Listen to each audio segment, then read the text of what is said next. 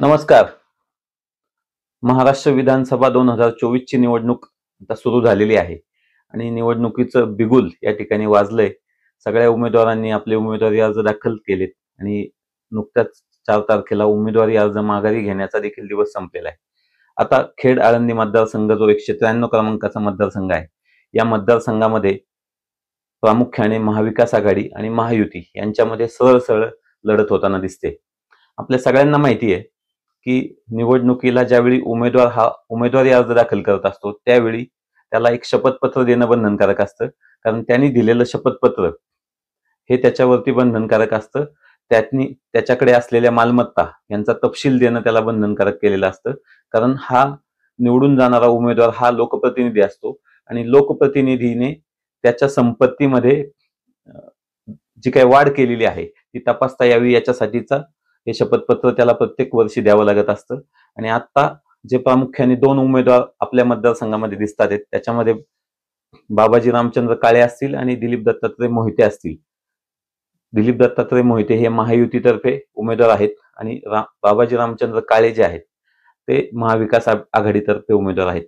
त्यांच्या दोघांमधली जर शपथपत्र बघितली तर सगळ्यात पहिला जो मुद्दा आहे तो येतो उमेदवारांच्या शिक्षणाचा. शिक्षणाच्या बाबतीत जर बघितलं तर बाबाजी रामचंद्र काळे हे जे आहेत यांचं शिक्षण बॅचलर ऑफ इंजिनिअरिंग म्हणजेच BE असं झालेलं आहे आणि अमृतवाहिनी कॉलेज जे आहे संगमनेरचं या ठिकाणावरनं त्यांनी ही पदवी जी आहे ती प्राप्त केलेली आहे. तेच जर आपण बघितलं तर दिलीप दत्तात्रय मोहिते पाटील जे आहेत त्यांचं 10वी पर्यंतचं शिक्षण हे त्यांच्याच गावात असलेल्या म्हणजे शेलपिंपळगाव मधल्या शिवाजी विद्यालय जे आहे त्या ठिकाणी पूर्ण झालेलं आहे. मग शिक्षणाच्या बाबतीत जर आपण पाहिलं तर बाबाजी रामचंद्र काळे यांचं पदवीपर्यंत शिक्षण झालेलं आहे. तेच जर आपण त्या दोघांच्या कुटुंबाच्या बाबतीत बघितलं तर बाबाजी काळे यांच्या कुटुंबामध्ये त्यांची पत्नी आणि त्यांची 2 मुले आहेत. तेच जर दिलीप मोहिते पाटील यांच्या कुटुंबात बघितलं तर त्यांच्या पत्नी आणि त्यांना कुठलंही अपत्य नाहीये. आपण ह्या दोघांच्या उत्पन्नाच्या बाबतीत जर बघायला गेलो तर दिलीप मोहिते पाटील यांचं जर उत्पन्न बघितलं तर ते उत्पन्न मागील काही वर्षापेक्षा आता कमी झालेलं आहे. म्हणजे त्यांचं 2021-22 मधलं जे उत्पन्न आहे ते 1,52,29,440 रुपये होतं आणि ते आता 2023-24 मध्ये किंवा 22-23 मध्ये 42,86,380 वगैरे असं त्यांच्या उत्पन्नामध्ये घट झालेली आहे. तेच जर त्यांच्या पत्नीचं उत्पन्न आपण बघितलं तर त्यांचं 2021-22 मधलं उत्पन्न जर पाहिलं तर 25,71,860 रुपये त्यांचं उत्पन्न होतं. ते 22-23 मध्ये वाढून 36,50,440 रुपये झालेले आहे आणि तेच या 2023-24 मध्ये 61,52,380 रुपये आहे. म्हणजे उत्पन्नामध्ये त्यांच्या पत्नीच्या उत्पन्नामध्ये या ठिकाणी वाढ झालेली आपल्याला या शपथपत्रामध्ये पाहायला मिळते. तेच जर आपण बाबाजी काळेंचं उत्पन्न बघितलं तर त्यांचं 2021-22 मधलं उत्पन्न होतं 2,90,110 रुपये. ते पुढच्या वर्षी म्हणजे 22-23 मध्ये वाढून 2,91,000 म्हणजे 1,000 रुपयाची वाढ झालेली आहे आणि 23-24 मध्ये आतापर्यंत 3,50,460 रुपयाचं त्यांचं उत्पन्न आहे. तर त्यांच्या पत्नीचा जर उत्पन्नाचा रकाना आपण बघितला तर कुठलंही उत्पन्न नाही म्हणजे निरंक अशा स्वरूपाचा त्यांच्या शपथपत्रामध्ये उल्लेख आपल्याला आढळून येतो. तर ह्या उमेदवारांच्या बाबतीत पुढचा महत्वाचा मुद्दा येतो तो म्हणजे गुन्ह्यांचा. गुन्ह्यांच्या बाबतीत जर आपण बघितलं तर दिलीप मोहिते पाटील यांच्यावरती 3 गुन्हे दाखल आहेत. चाकण पोलीस स्टेशनला असेल, 3ही गुन्हे जे आहेत ते चाकण पोलीस स्टेशनला दाखल आहेत. 2 खाजगी खटले जे आहेत ते एक पुण्याच्या न्यायालयामध्ये आणि एक खेडच्या न्यायालयामध्ये दाखल आहे आणि दुसरा एक फौजदारी किरकोळ स्वरूपाचा जो गुन्हा आहे अर्ज आहे फौजदारी किरकोळ अर्ज 466/21 हा जो आहे तो खेड न्यायालयामध्ये दाखल आहे.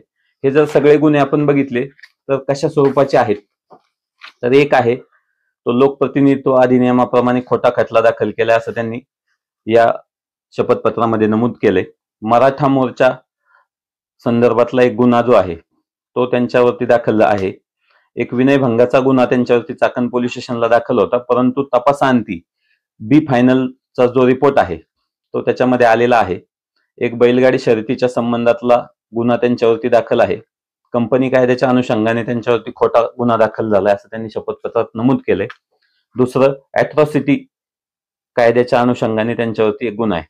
म्हणजे गुन्ह्यांच्या बाबतीत जर आपण तुलनात्मक दोन्ही उमेदवारांची तुलना केली तर बाबाजी काळे यांच्यावरती सुद्धा एक गुन्हा जो आहे तो खेड पोलीस स्टेशनला दाखल आहे आणि तो दंगल माजवणे, सार्वजनिक शांततेचा भंग करणे, अर्वाच्य भाषेत बोलणे अशा स्वरूपाचा 212/2020 असा एक गुन्हा त्यांच्यावरती दाखल दिसतो.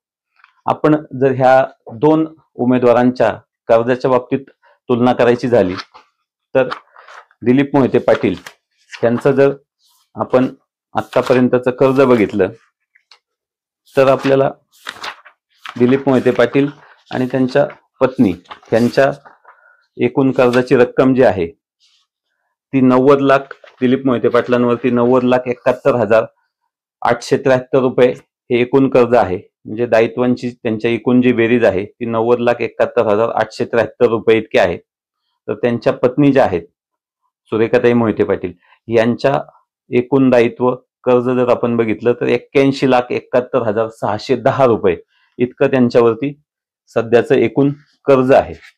आपण जर बाबाजी काळे यांच्या कर्जाच्या बाबतीत बघितलं तर या प्रतिज्ञापत्रामध्ये नमूद केल्याप्रमाणे बाबाजी काळे यांच्यावरती एकूण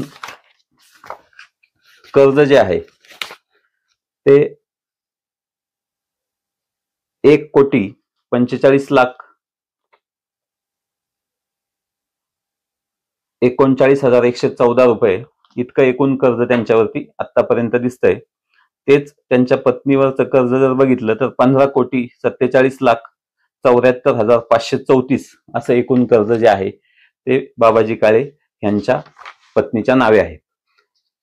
त्याच्यामध्ये आपण दोघांची जर वाहने पाहिली तर दिलीप मोहिते यांच्याकडे एकही वाहन नाही. एक वाहन जे त्यांच्या नावे होतं ते त्यांनी स्क्रॅप केलं, परंतु त्यांच्या ज्या पत्नी आहेत त्यांच्या नावे मात्र वेगवेगळी वाहने जी आहेत ती शपथपत्रामध्ये नमूद केलेली आहे.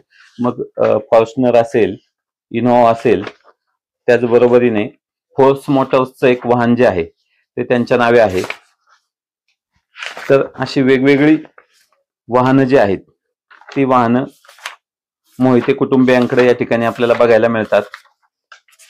त्याचबरोबरीनं त्यांच्याकडे 50 तोळे एकूण सोनं सुद्धा आपल्याला या शपथपत्रामध्ये नमूद केल्याचं पाहायला मिळतं. तेच जर आपण बाबाजी काळे यांच्या वाहनांची तुलना केली तर बाबाजी काळे यांच्याकडं एकूण जर वाहने आपण बघितली तर एक चारचाकी जी आहे ती त्यांनी 2006 रोजी विकत घेतलेली होती आणि त्यांच्याकडं 2 दुचाकी देखील आहेत. मग एक चारचाकी मारुती सुझुकी झेन त्यांच्या मालकीचे आहे आणि त्यांच्या पत्नीच्या मालकीच्या जर बघितल्या तर एक फॉर्च्युनर आणि 4 बांधकाम व्यवसायातली जी वाहने आहेत मग LNTP असतील त्या प्रकारची 4 वाहनं जी आहेत ती त्यांच्या पत्नीच्या नावे आपल्याला या ठिकाणी बघायला मिळतात. तर ह्या सगळ्या दोन्ही उमेदवार आता प्रामुख्याने या मतदारसंघामध्ये जे आहेत त्यांचा लेखाजोखा जो त्यांनी शपथपत्रामध्ये मांडलाय. माझी सर्व हा व्हिडिओ बघणाऱ्यांना विनंती आहे की हे संपूर्ण जी ऍफिडेव्हिट आहेत हे ऍफिडेव्हिट ही आपल्या निवडणूक आयोगाच्या वेबसाईटवरती अपलोड केलेली आहेत. ज्याला ज्या वेळी बघायचे असतील त्यावेळी ती बघण्यासाठी उपलब्ध आहेत. ह्याच्यामध्ये एकूण त्यांच्या मालमत्ता किती आहेत, कोणत्या गावांमध्ये त्यांच्या मालमत्ता आहे याचा सुद्धा तपशीलवार उल्लेख जो आहे तो शपथपत्रामध्ये केलेला आहे. आपल्या सगळ्यांना ही शपथपत्र बघण्यासाठी उपलब्ध आहेत. आपण ती बघावीत अशी विनंती. धन्यवाद.